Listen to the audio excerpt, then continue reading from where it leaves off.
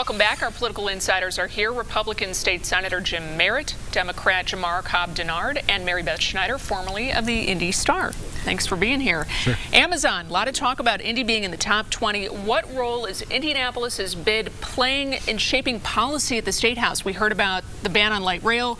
We also heard it come up during the hate crimes legislation. I think it's going to happen till March 14th, where we're going to look through a lens, an Amazon lens, and what does this do or not do for the bid? And I hope that's not how we craft public policy. In fact, I expect we will not do that. But everybody at the State House is excited about it. We want to be helpful, and you never know. It could be us. You know, I do hope that this affects how we craft public policy. I remember Mayor Hudnett talking about, if you build it, they will come. And they did the same thing with the RCA Dome a generation ago. And I think that if we plan forward with our legislation, we can really attract some great talent and some great businesses to our state.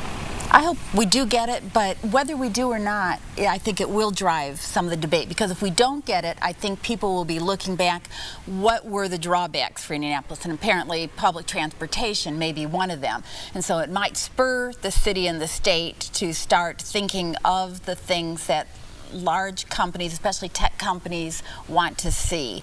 And hopefully we'll get that anyway, but if we don't, I do think it will cause still some changes going forward. What is the significance of the transition to vote centers here in Marion County? Woohoo!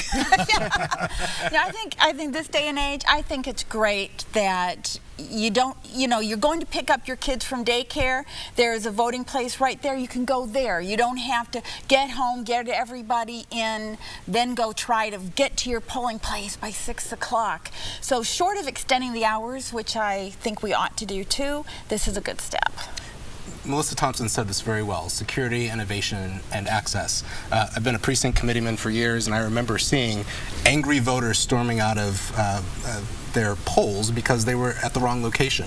And we should encourage voting in this day and age and not discourage it. The one thing I'm a little concerned about is how this impacts the party infrastructure. Filling vacant seats, not congressional, but the conventions that happen over the course of the years, and how this is going to filter down to the people that really support the candidates that are on the ballot.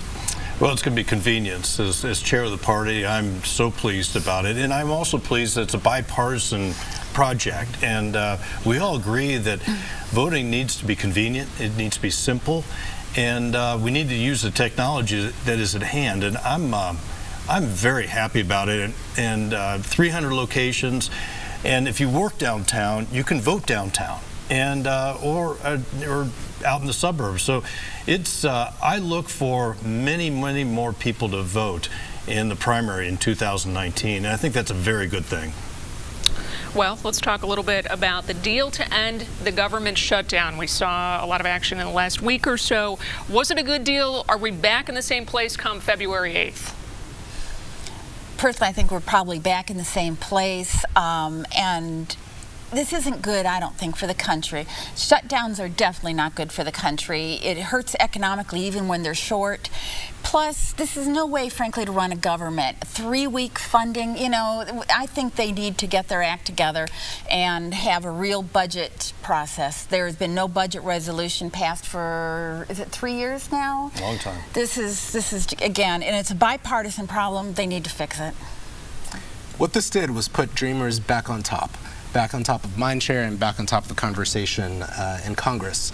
So I hope that Democrats can stay strong and iron out a firm deal for the hundreds of thousands of immigrants and soon-to-be citizens of the United States, to make sure that they're here and they can participate in our economy. But again, it puts it back on the top of the conversation, and it's something that the Trump administration squashed last year. It's really no way to run a railroad or a country, and I'm looking forward to getting this finished when the appointed time. But it's disappointing, and Mary Beth's right. It hurts the country, and everybody needs to get together and decide on something. And I'm confident they will this time. The world is watching. No question about it. 60 seconds left. No doubt a lot of finger pointing. That finger pointing still going on between Republicans and Democrats. Who's to blame? Will we see a real impact from those 3 days? As to, I think people don't care for the who's to blame game at all.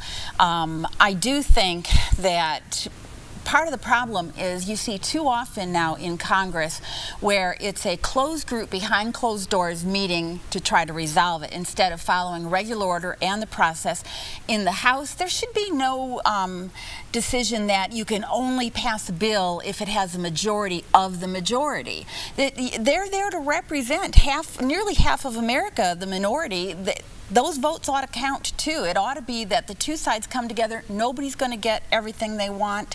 But do I think that's going to happen? Yeah, no. And I don't think it's going to change. Last words, gentlemen, 30 seconds. I'm not sure if anybody knows. I think that we're worried about military families. But with the government shutdown, I'm not sure if anyone noticed. But it's important that they not do that again. Yes. We do need to make sure that our citizens get the pay that they deserve and the services that they deserve. But at the end of the day, for Congress, this is a negotiation, and we'll see who wins. We'll leave it at that. Thank you all for being here.